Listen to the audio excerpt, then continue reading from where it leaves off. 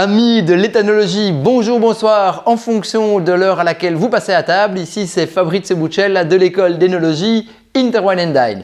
Et je suis avec une vidéo sur une question que me posent régulièrement mes étudiants, à savoir quelle est l'odeur des tanins.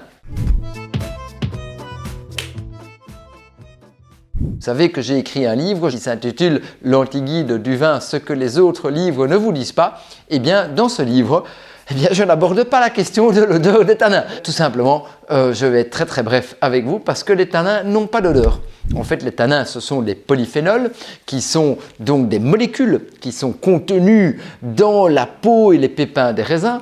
Ils vont coaguler en partie les protéines de la salive. Ils vont donc créer ou participer à contribuer à cette sensation d'assèchement en bouche. Donc, on a en fait une muqueuse buccale qui est moins fluide et lorsque vous dégustez un vin qui contient des tanins, eh bien, vous avez un sentiment d'assèchement.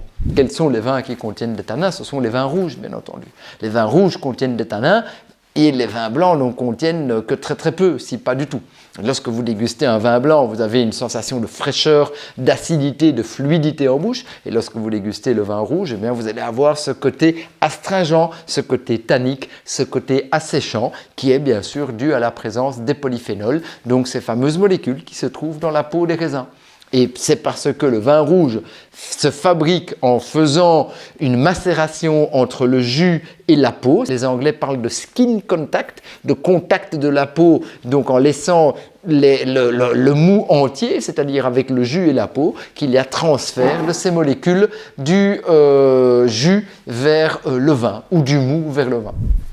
Et donc les tanins ne possèdent pas d'odeur. Si jamais vous entendez quelqu'un lors d'une dégustation, lors d'un dîner en ville ou même un dîner de famille qui commence à vous raconter des salamalek en disant que les tanins ont des odeurs ou qu'il sent le tanin au nez, eh bien vous savez que c'est un bonimenteur. Foi de Fabrizio.